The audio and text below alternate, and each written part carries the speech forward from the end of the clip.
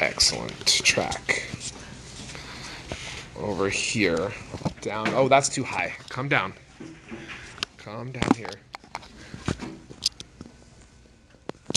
There we go. It was like way high on the screen. Do you guys like white with dark writing or black with light writing? White with dark. Black with dark. Dark with light. Dark with dark. Dark with light. Dark with dark. I'm gonna go dark today. All right. Let me get like a very light, almost white. Ooh, teal. I like that. Like a really light teal. Okay. So we are doing binary compounds. So the prefix bi means what? Two. So we're still two elements. Binary compounds with transition metals. With transition metals. Binary compounds with transition metals. So if you are keeping track of what we've been doing, right? The first type, remember how we drew out the periodic table? Yes. We split it into group 1, 2, and 3? Yeah. Yes. So this is going to be a group 1. Oh, no, a group 2. Wow, I can't write. Let me erase that. A group 2. That still doesn't look like a 2. A group 2 with a group 3. So now this is coming from, wow. There we go. A group 2 with a group 3. Get out your periodic table. You're definitely going to need it. Definitely going to need it. So, transition metals are special. Why? Why are transition metals special? What makes them different? Transition metals can vary. Prefix, the word vary means change. Can vary their charges. They can vary their charges. Transition metals can vary their charges. So their charges can change. So a lot of you were asking, I don't remember what day it was, Thursday, Friday, what about these ones in the middle? Well, we're going to talk about the ones in the middle today. But a lot of times with chemistry, there's always an exception to the rule. So there's a few transition metals that do not change charges, and we're going to write physically on your periodic table right now. So zinc, number 30, is always a +2. So I want you to physically write +2 on zinc on your periodic table. So zinc is always a +2. Cadmium, number 48, right below zinc, is always a +2. So I want you to write +2 on cadmium. Silver beside cadmium, number 47, is always a +1. So I want you to write +1 on silver, number 47. Do you have those three? Scandium, number 21, is always a +2. Always a +2. And then you guys know this, like aluminum is part up here, but I would write a +3 in aluminum just so you guys know. It's not a transition metal, but aluminum is always a +3, just so you don't get confused. Just so you don't get confused. So, transition metals can vary their charges. So what are we going to do? How are we going to show that? Well, we're going to show, I don't know why we decided this, we're going to show charges with, get ready for this, Roman numerals. What? I know. With Roman numerals. So we're going to show charges with Roman numerals. So Roman numerals are like Roman numeral 1 is I. 2 is II. 3 is III. 4 is IV. 4 is IV. 4 is IV. 5 is V. And 6 is VI. So you want to know anything past 6. All right? Most likely you won't know anything past 4. 5 is just V. 5 is just V. So there are VI. 6 is VI. So if you know that 5 is V, 4 is IV because that's 1 before 5, and 6 is VI because that's 1 after 5. That's how I remember it. And the last thing about our binary composite transition metals is the transition metals. The transition metals are still the cation. And what does the cation, what charge does the cation have? Positive. Positive. Does the cation come first or second? First. First, yes. So transition metals are still the cation. Not the cation, not the cation, the cation. So far we know the first thing's still positive. The first thing can change its charge. And we're going to have to use Roman numerals somehow, some way. Agreed? Okay. So we're going to go right to, I've never done this before. Oh my goodness. That was cool. How did I not figure that out? I've never done that before. I just grabbed the screen and I moved it. Okay. So, no, I've never accidentally done that. I thought I might be able to do that, but now I know. Okay. So we're going to skip straight. That's why I said strip. We're going to skip straight, all right, to, should we do names or formulas first? Let's do formulas. So I'm once again going to give you step-by-step directions. Step 1 is write cation symbol. This should look familiar. Write cation symbol with charge, with the charge. And this is usually from the Roman numeral. So this is actually less work than what we were doing on Friday, because you had to look up, your cation was like rubidium, and you had to look up to see if it was a +1. You had to look up strontium to see that's a +2. Now it's actually less work. Write cation symbol with charge, parentheses, from Roman numeral. Step 2 is write the anion symbol with charge. And the anion is still coming from our group 3 up on the periodic table. Our anions are still nitride, oxide, fluoride, phosphide, sulfide, chloride, selenide, bromide, iodide. Right? So that's not changing. The second thing still isn't changing. Step 3 is crisscross. If not what?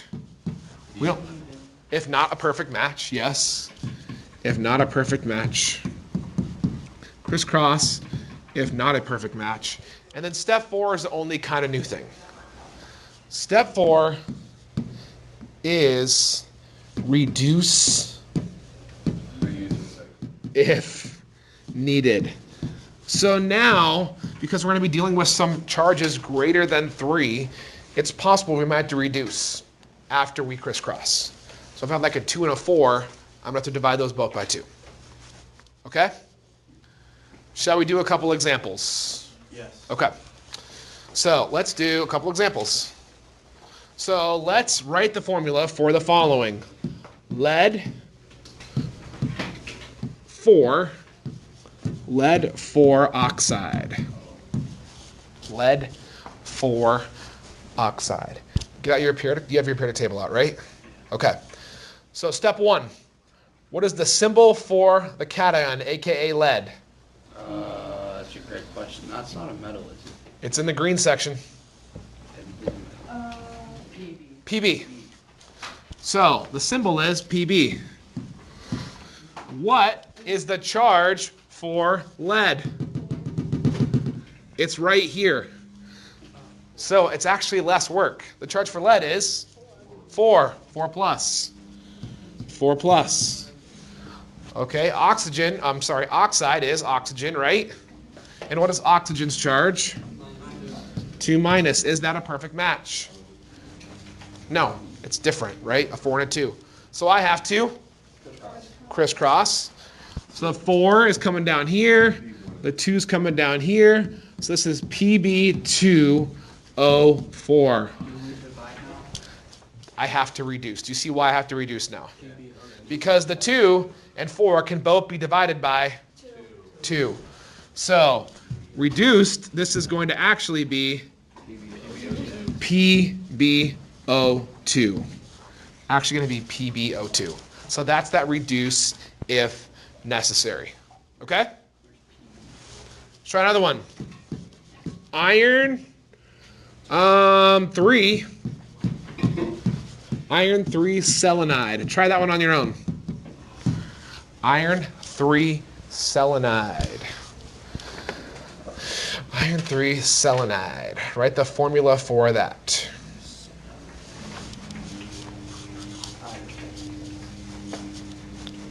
So, my funny story is, I never got past the Hallmark part of the story. So my wife and I, while we were watching the Hallmark movie last night, we were wrapping a bunch of presents because my daughter's birthdays are this week. My Avi's is December 1st. Joey's is December 5th. So we wrapped a bunch of birthday presents, Christmas presents, and put some of them under the tree last night. And Jovi today came out of, come on, I'm telling a story. They're mowing.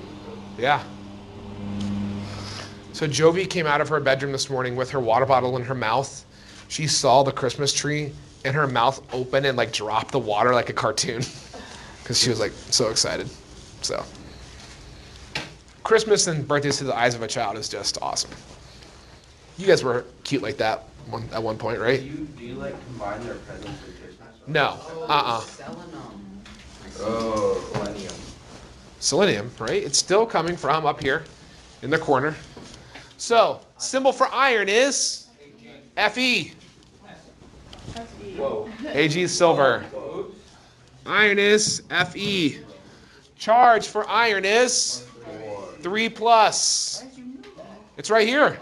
It's in the Roman numeral. That's why I said it's actually less work. 3 plus. Symbol for selenide is Se. What is selenium's charge? 2 minus. Is that a perfect match? No, so I have to crisscross. So this is Fe2 Se3. You talking about like a 3 or something? Huh? When you were doing the little E, you're like, Yeah, I messed up. so it's the same thing, but they just give us the charge. That's it. Same thing, except for you're given the charge. And they'll just give it to us every time.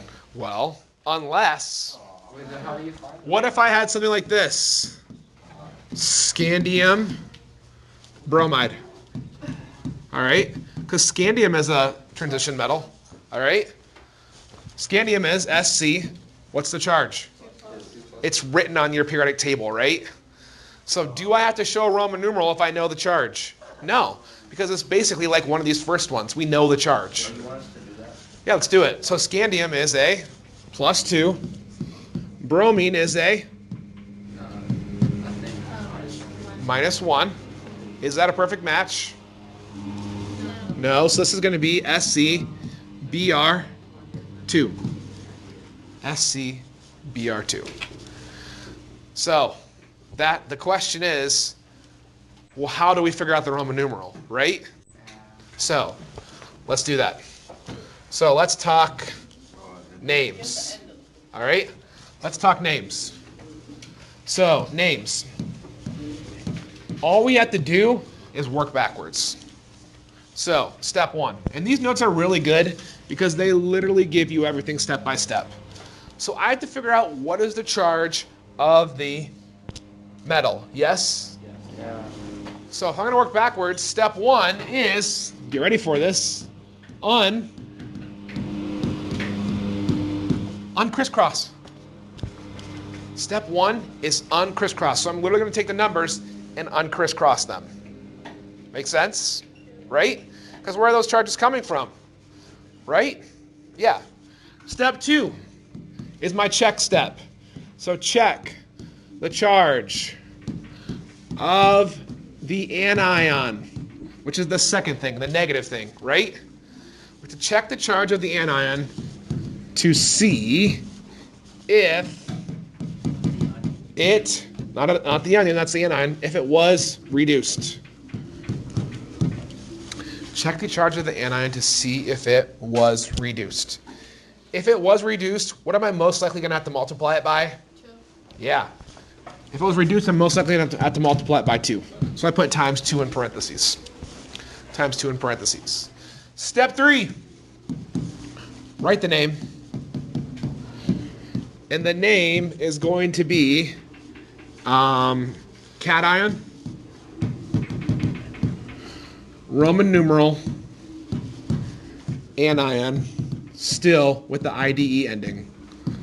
So anion with the IDE ending. So it's cation, Roman numeral, anion with the IDE ending. Write the name. You can't tell that's an N? No, it's an N, obviously. I'll rewrite it just so you know, but see? Write the name. So it's going to be cation, Roman numeral, anion with the IDE ending. Shall we try for you? Yes. You get to fill a bus. So let's do this. HGF2. HGF2. I would say, what is the name of this compound? What is the name of this compound? So step number 1 is uncrisscross. So what number is going to come up to fluorine? 1. There's nothing here, which means it is a 1. So a 1 minus comes up to fluorine, and the 2 comes up to mercury and becomes a 2 plus. Why did it 1 minus? Because we know the anion is always a negative charge, right? Oh, yeah. We're just working backwards. We know it's always positive, negative. So whatever comes up to the metal is a positive charge, whatever comes up to the non-metal is a negative charge. Got it? Step 2, check the charge of the anion. So you need to physically look at your periodic table and ask yourself, is fluorine a -1 charge? Yes. So we're good to name it. So my name is mercury, right? Because Hg is mercury. I cannot write today. Mercury, M-E-R-C-U. What's going to go in the Roman numeral? The charge, yes. Mercury, 2. What's the last name going to be? Fluoride. What are you writing, man? I cannot write today, I'm telling you. My brain's not working yet. Mercury 2 fluoride. Mercury 2 fluoride. Try another one. C-U-S. C-U-S. Step 1 is uncrisscross. What's going to come up to sulfur? 1 minus. What's going to come up to copper? 1 plus. That's step 1. Step 2, check the charge of the anion. So physically look, is sulfur a -2 on your periodic table? No. What is it? It's not a -1, it's a -2. Which means I have to multiply that, which means it was reduced, right? This was a perfect match, right? You said is sulfur a -2? I know, I cannot talk.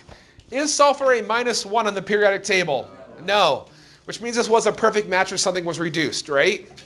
So this needs to be a 2, which means I have to multiply it by 2. But in math, if you multiply one side by 2, what to multiply the other side by? 2. So I'm also going to multiply the positive charge by 2. Agreed? Yes? So what's my name going to be? Copper 2 sulfide. Copper 2 sulfide. So that's the unreducing part. That check step is so important when you're doing the names. You have to check the charge of the second thing. Let's do one more. Let's do AgCl. Do that one on your own. Write the name for AgCl.